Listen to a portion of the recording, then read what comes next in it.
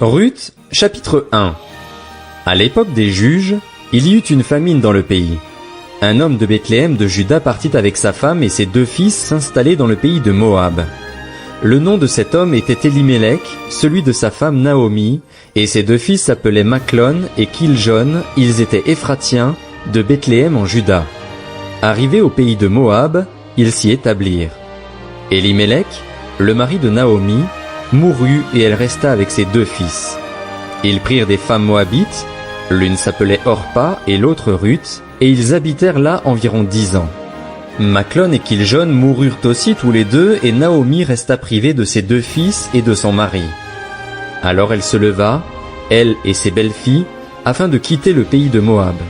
En effet, elle y avait appris que l'Éternel était intervenu en faveur de son peuple et lui avait donné du pain. Elle partit de l'endroit où elle habitait, accompagnée de ses 2 belles-filles, et elle se mit en route pour retourner dans le pays de Juda. Naomi dit à ses 2 belles-filles, « Allez-y, retournez chacune dans la famille de votre mère. Que l'Éternel agisse avec bonté envers vous, comme vous l'avez fait envers ceux qui sont morts et envers moi. Que l'Éternel fasse trouver à chacune du repos dans la maison d'un mari. » Puis elle les embrassa. Elles se mirent à pleurer tout haut et lui dirent, « Non, nous irons avec toi vers ton peuple. » Naomi dit, « Retournez chez vous, mes filles. Pourquoi viendriez-vous avec moi? Suis-je encore en état d'avoir des fils qui puissent devenir vos maris? Retournez chez vous, mes filles, allez-y. Je suis trop vieille pour me remarier. Et même si je disais, j'ai de l'espérance, même si cette nuit j'étais avec un homme et que je mette au monde des fils, attendriez-vous pour cela qu'ils aient grandi?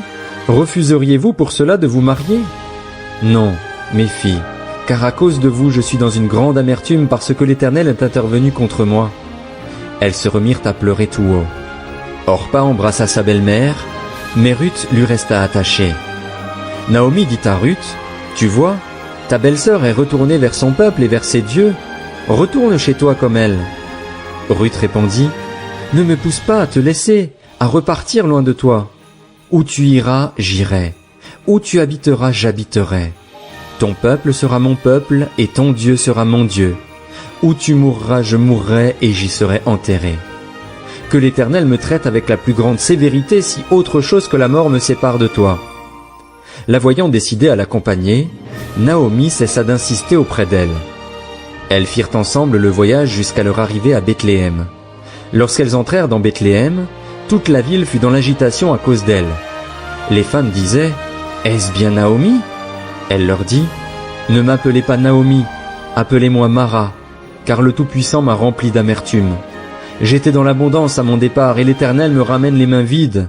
Pourquoi m'appelleriez-vous Naomi, après que l'Éternel s'est prononcé contre moi, après que le Tout-Puissant a provoqué mon malheur ?»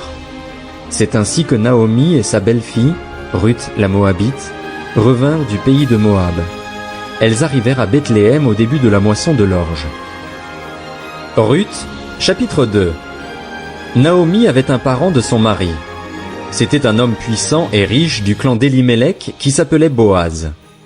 Ruth la Moabite dit à Naomi, « Laisse-moi aller ramasser des épis abandonnés dans un champ, derrière celui aux yeux duquel je trouverai grâce. » Elle lui répondit, « Vas-y, ma fille. » Ruth alla ramasser des épis dans un champ, derrière les moissonneurs. Il se trouva que la parcelle de terre appartenait à Boaz, du clan d'Elimelech. Or, Boaz vint de Bethléem. Il dit aux moissonneurs, « Que l'Éternel soit avec vous. » Ils lui répondirent, « Que l'Éternel te bénisse. » Boaz dit à son serviteur chargé de surveiller les moissonneurs, « À qui est cette jeune femme ?» Le serviteur chargé de surveiller les moissonneurs répondit, « C'est une jeune femme moabite qui est revenue avec Naomi du pays de Moab. Elle a dit, « Permettez-moi donc de glaner, de ramasser des épis entre les gerbes derrière les moissonneurs, et, depuis son arrivée ce matin jusqu'à présent, elle est restée debout et ne s'est reposée qu'un moment dans la maison. » Boaz dit à Ruth, « Écoute, ma fille, ne va pas ramasser des épis dans un autre champ. Ne t'éloigne pas d'ici, reste avec mes servantes. Regarde où l'on moissonne dans le champ et va après elles. J'ai défendu à mes serviteurs de te toucher. Quand tu auras soif, tu iras au vase et tu boiras de ce que les serviteurs auront puisé. » Alors elle tomba le visage contre terre, se prosterna et lui dit, « Comment ai-je trouvé grâce à tes yeux pour que tu t'intéresses à moi, une étrangère?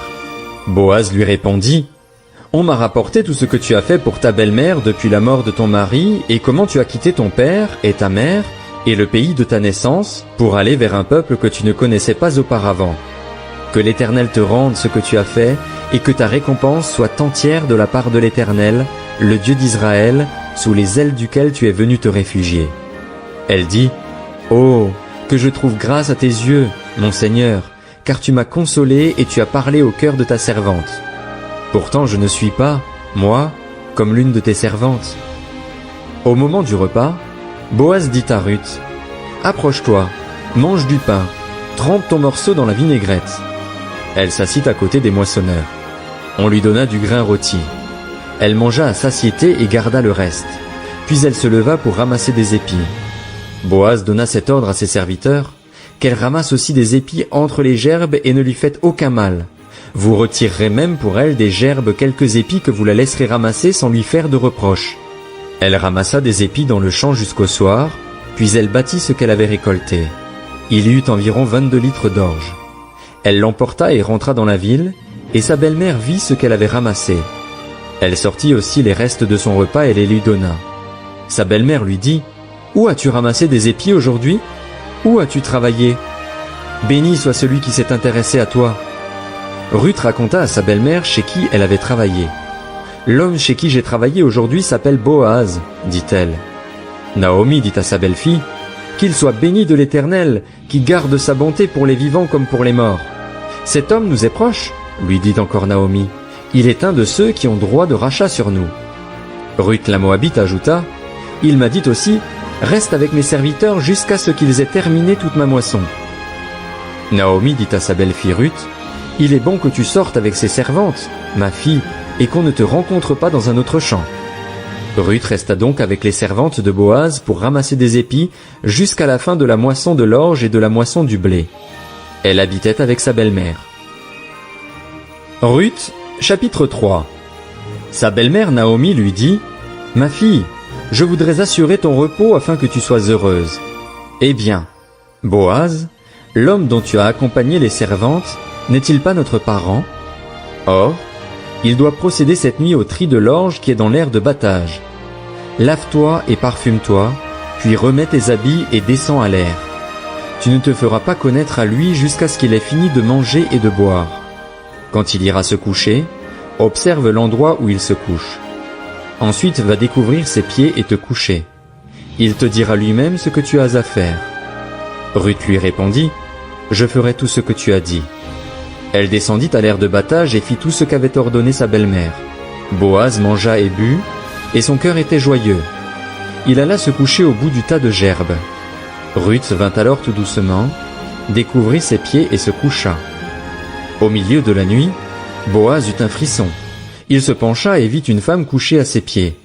Il dit, « Qui es-tu » Elle répondit, « Je suis Ruth, ta servante. Étends le pan de ton manteau sur ta servante, car tu as droit de rachat. » Il dit, « Sois bénie de l'Éternel, ma fille. Ce dernier trait témoigne encore plus en ta faveur que le premier, car tu n'as pas recherché des jeunes gens, pauvres ou riches. Maintenant, ma fille, n'aie pas peur. Je ferai pour toi tout ce que tu diras, car tout le monde chez nous sait que tu es une femme de valeur. Il est bien vrai que j'ai droit de rachat, mais il existe un autre parent, plus proche que moi, qui a ce droit. Passe la nuit ici. Demain, s'il veut exercer envers toi son droit de rachat, c'est bien, qu'il le fasse. Mais s'il ne lui plaît pas de l'exercer envers toi, je le ferai, moi, l'Éternel est vivant. Reste couché jusqu'au matin. » Elle resta couchée à ses pieds jusqu'au matin et se leva avant qu'on puisse se reconnaître l'un l'autre. Boaz dit, « Qu'on ne sache pas que cette femme est entrée dans l'aire de battage. » Et il ajouta, « Donne le manteau qui est sur toi, tiens-le. » Elle le tint et il compta 6 mesures d'orge qu'il chargea sur elle. Puis il entra dans la ville. Ruth revint chez sa belle-mère et Naomi dit, « Est-ce toi, ma fille ?» Ruth lui raconta tout ce que cet homme avait fait pour elle. Elle dit, « Il m'a donné ces 6 mesures d'orge en disant, « Tu ne retourneras pas les mains vides vers ta belle-mère. » Naomi dit, « Ma fille, reste tranquille jusqu'à ce que tu saches comment finira l'affaire, car cet homme ne se donnera pas de repos avant de l'avoir réglé aujourd'hui. » Ruth, Chapitre 4. Boaz monta à la porte de la ville et s'y arrêta. Or, celui qui avait droit de rachat et dont Boaz avait parlé vint à passer. Boaz lui dit, « Approche-toi, assieds-toi ici, toi un tel. » Il s'approcha et s'assit. Boaz prit alors 10 hommes parmi les anciens de la ville et dit, « Asseyez-vous ici. » Ils s'assirent.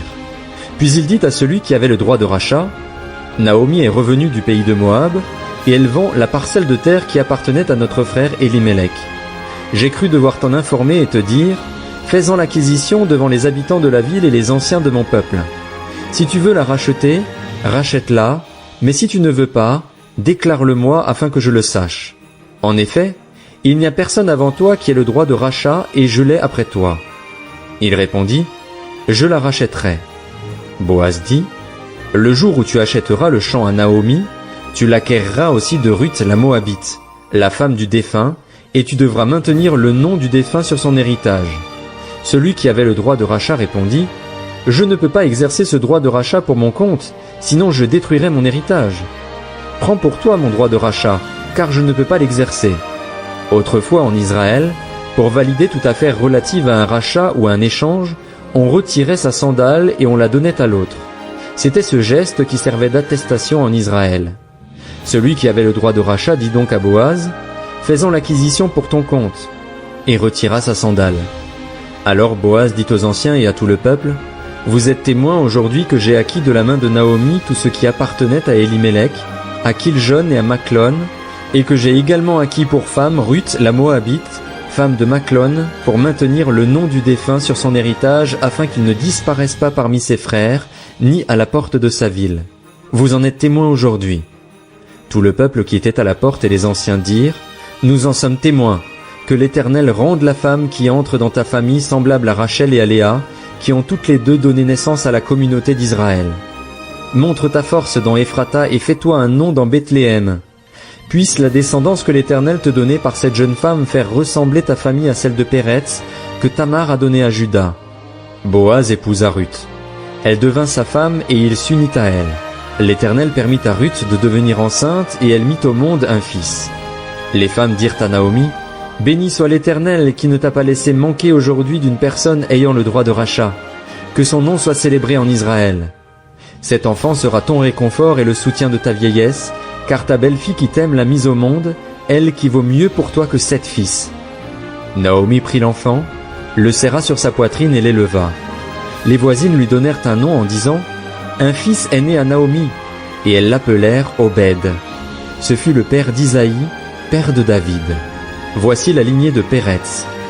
Péretz eut pour fils Hezron, Hezron eut Ram, Ram eut Aminadab, Aminadab eut pour fils Nachshon, Nachshon eut Salmon, Salmon eut pour fils Boaz, Boaz eut Obed, Obed eut pour fils Isaïe, et Isaïe eut David.